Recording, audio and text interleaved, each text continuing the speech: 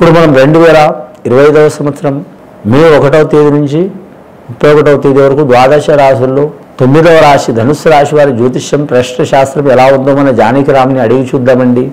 ఆ జానకిరామ్ ధనుస్సు రాశి వారి జాతకం ప్రశ్న చదువు విద్య ఉద్యోగం వ్యాపారం తరించిన కార్యం యోగం బలం నమ్మిన పని ఆదాయం యోగం బలం అనుకున్న కోరిక రాజకీయ రంగం సినీ రంగం కళారంగం టీవీ రంగం మునారంగం యూట్యూబ్ రంగం చేసే పరిధి వృత్తి వ్యాపారంది అనుకున్న కోరికది చేసే పరిధి వస్త్ర వ్యాపారంది మునా వ్యాపారంది వ్యవసాయంది బర్లది గొర్రెలది జీవరాశులది ఎట్లా ఉంటుంది చూడు. జాతక బలం బిజినెస్ యోగం బలం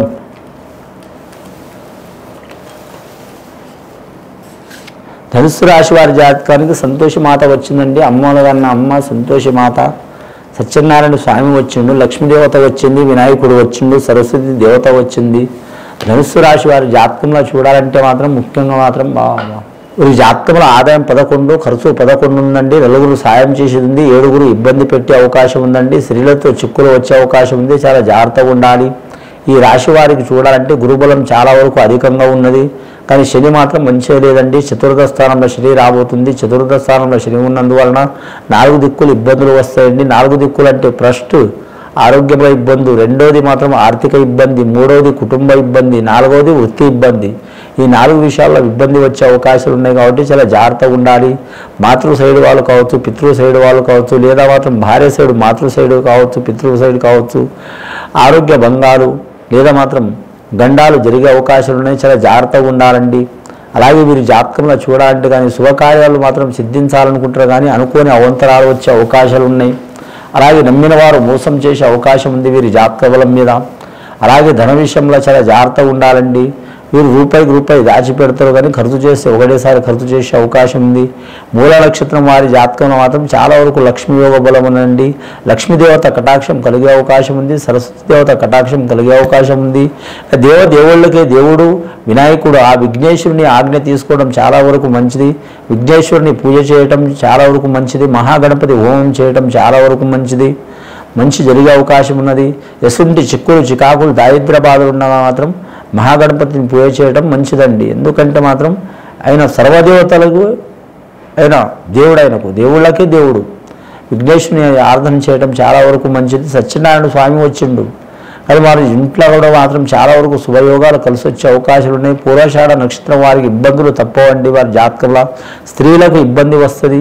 లక్కీ నెంబర్ 6 వస్తుంది పూర్వాషాఢ నక్షత్రం వారికి. కానీ శుక్రవారం అనుకూలం ఉంటుంది వారి జాతక బలంలో, మంగళవారం నష్టయోగ బలం ఉంటుంది. అలాగే మాత్రం మూల నక్షత్రం వారి జాతకంలో చూడాలంటే మాత్రం లక్కీ నెంబర్ 7 వస్తుందండి. వారి జాతక బలంలో సోమవారం అచ్చుబాటు వచ్చే అవకాశం ఉంది. వీరికి అన్ని వస్త్రాలు మంచిదే. ముఖ్యంగా మాత్రం బూడిద కలర్ రంగు వస్త్రం మంచిది కాదు. ముఖ్యంగా నరఘోష చాలా ఉంటుంది. అలాగే వాస్తుదోషం కలిగే అవకాశాలు కూడా ఉన్నాయి. వారికి రెంటుకున్న ఇల్లు కావచ్చు, లీజుకున్న షాప్ కావచ్చు, లేదా సొంత షాప్ కావచ్చు, సొంత ఇల్లు కావచ్చు, వాస్తు దోషాలు కూడా కలిసే అవకాశం ఉంటాయి. కాబట్టి మాత్రం వాస్తు సిద్ధాంతాలను పట్టుకొని మాత్రం వాస్తు రిపేర్ చేసుకోవడం కానీ వాస్తు చూసుకోవడం కానీ చాలా వరకు మంచిదండి. వీరు ఎంత ధనం చేసినా కూడా వృద్ధి చెందకపోవడం జరిగే అవకాశాలు కలుగుతున్నాయండి. గత 2-3 సంవత్సరాలు ఇబ్బందులు చాలా పడ్డారు. ఈ సంవత్సరం కూడా ఇబ్బందులు ఉన్న వారికి చతుర్థ స్థానంలో శని ఉంది కాబట్టి ఖచ్చితంగా శనేశ్వరుని పూజ చేయటం ఆరాధన చేయటం చాలా వరకు మంచిదండి.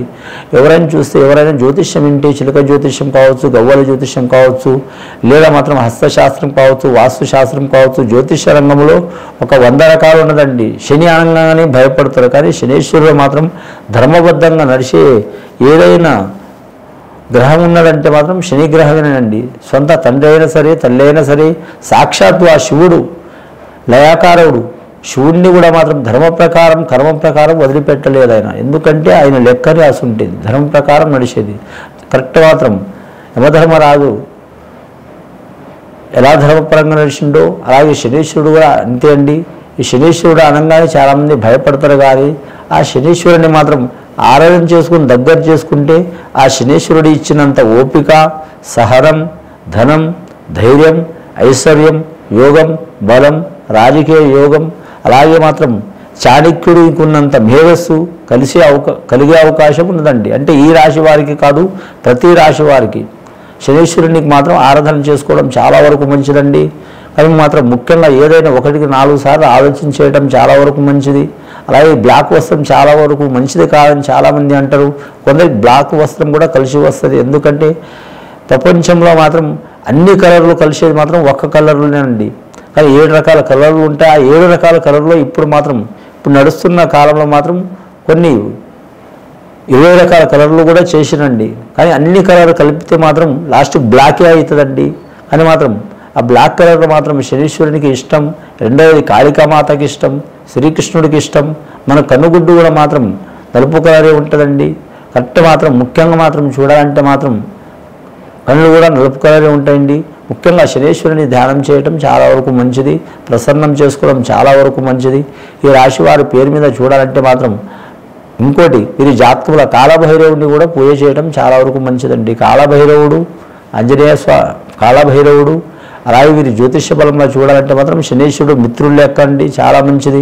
అలాగే ఆంజనేయ స్వామి పూజ చేయడం మంచిది. అందరిని ఇబ్బంది పెట్టిన కానీ ఆంజనేయ స్వామిని ఇబ్బంది పెట్టలేదు. ఎందుకంటే ఆయన కోట్ల దేవతల వరం పొందిన వాయువందనుడు ఆయన, కాబట్టి ఆయనకు ఏం కాదు. ఈ రాశి వారి జాతకంలో చూడాలంటే మాత్రం ముఖ్యంగా మాత్రం ఈ సంవత్సరం మాత్రం చాలా ఇబ్బందికరమైన పరిస్థితి ఉంది. ముఖ్యంగా మే నెలలో మాత్రం వైశాఖ శుద్ధ పౌర్ణమి గడియ వరకు మాత్రం ఖచ్చితంగా మాత్రం శనీశ్వరుని ఆరాధన చేసుకోవడం, శనివారం నియమం ఉండటం, అలాగే శనికి అచ్చుబాటుని పనులు చేయకపోవటం, ఇనుప వస్తువులు మాత్రం ఎక్కువ ఇంట్లో ఉంచుకోకపోవడం, అంటే ఖరాబ్ అయినవండి, రిపేర్ అయినాయి, మంచి వస్తువులు ఉంచుకోవచ్చు. అలాగే వీరు జ్యోతిష్య బలంలో చూడాలంటే మాత్రం ముఖ్యంగా మాత్రం శనివారం నియమం పాటించడం, అలాగే శనికి ఇష్టం లేని పనులు చేయకపోవడం, అలాగే మాత్రం ముఖ్యంగా చూడాలంటే మాత్రం నువ్వుల నూనెతో మాత్రం ఆ శనీశ్వరుని తైలాభిషేకం చేయటం, అలాగే ఆంజనేయ స్వామిని మాత్రం ముఖ్యంగా వారు పంచముఖి ఆంజనేయ స్వామిని పూజ చేయటం చాలా వరకు మంచిది. వీరి పేరు మీద ఎన్ని చికాకులు వచ్చినా కూడా మాత్రం వీరికి గ్రహబలం కలిసి వస్తుందండి. శని ఇబ్బంది పెడతాడని చాలామంది అనుకుంటారు కానండి, మనకు ఇబ్బందులు వస్తేనే బాధ్యతలు పెరుగుతాయి, బాధ్యతలు పెరిగితేనే ఈ లెక్క ప్రకారం నడవాలనేది మాత్రం చాలా వరకు మనసులకు తెలుస్తుంది.